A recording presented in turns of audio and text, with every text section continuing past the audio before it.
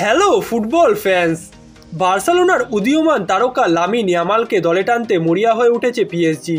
ফরাসি ক্লাবটি 200 মিলিয়ন ইউরোতে ইয়ামালকে দলে ফেরাতে চায়।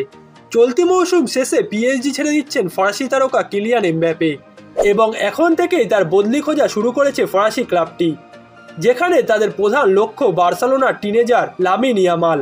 দলের প্রধান তারকাকে ছাড়া পিএসজি আগামী মৌসুম ভাবতেই পারছে না। এমবাপ্পে নিজেই ঘোষণা দিয়েছেন চলতি মৌসুম শেষে আর পিএসজিতে থাকতে চান না তিনি, তবুও তাকে ধরে রাখার চেষ্টা চালিয়ে যাচ্ছে ফরাসি চ্যাম্পিয়নরা। তবে ধারণা করা হচ্ছে চলতি মৌসুম শেষেই রিয়াল মাদ্রিদে পাড়ি জমাবেন ফ্রান্সের হয়ে টানা 2টি বিশ্বকাপ ফাইনাল খেলায় ফুটবলার। এমবাপ্পে ক্লাব ছাড়লে তার জায়গা নেবেন কে, এই প্রশ্নের জবাবে এর আগে বেশ কিছু ফুটবলারের নাম আসলেও এবার পিএসজি চেষ্টা করছে বার্সেলোনার তরুণ ফুটবলার লামিন ইয়ামালকেই দলে টানতে। ফরাসি সংবাদ মাধ্যম লা প্যারিসিয়ান এক প্রতিবেদনে জানিয়েছে লামিন ইয়ামালের জন্য 200 মিলিয়ন ইউরো বাজেট রাখছে পিএসজি। এরই মধ্যে বার্সেলোনার সভাপতি হুয়ান লাপোর্তা লামিন ইয়ামালের জন্য যে কোনো প্রকার প্রস্তাবই প্রত্যাখ্যান করবেন বলে জানিয়েছেন। তবে ফরাসি সংবাদ মাধ্যমটি জানিয়েছে অফিসিয়ালভাবে পিএসজি এখনও ইয়ামালের জন্য কোনো প্রস্তাব না পাঠালেও তারা চেষ্টা চালিয়ে যাচ্ছে তাকে দলে টানতে। তবে ইয়ামালকে যে কোনো মূল্যেই ছাড়বে না বার্সেলোনা। চলতি মৌসুমে দুর্দান্ত খেলছেন 16 বছর বয়সী ইয়ামাল। ইতিমধ্যে বার্সেলোনার সেরা খেলোয়াড়দের একজনে পরিণত হয়েছেন স্প্যানিশ এই তারকা এবং মৌসুম শেষে জাবির বার্সেলোনার কোচ থেকে যাওয়ার ঘোষণাটাও বড় ভূমিকা রাখবে লামিন ইয়ামালের বার্সেলোনা না ছাড়ার পথে।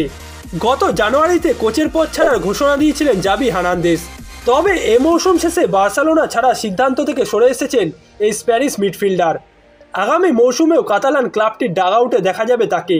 জনপ্রিয় সাংবাদিক ফাব্রেসিও রোমানো জানিয়েছেন হুয়ান লাপোর্তার অনুরোধে আরও এক মৌসুম কাতালানদের ডাগআউটে দায়িত্ব পালন করবেন তিনি। এরই মধ্যে নতুন চুক্তি করতে নাকি সম্মতিতেও পৌঁছেছেন জাবি হার্নান্দেজ।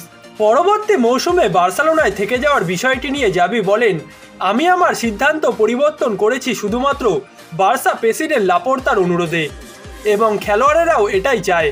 এই প্রজেক্টটা এখনও শেষ হয়নি। আমি এবং আমার স্টাফেরা এই প্রজেক্টটায় বিশ্বাস করি এবং আমরা সবাই মিলে এই প্রজেক্টটা নিয়ে এগিয়ে যেতে চাই। গেল জানুয়ারিতে জাবির ক্লাব ছাড়ার ঘোষণার পরই বার্সেলোনার পারফরমেন্সেও কিছুটা উন্নতি এসেছিল।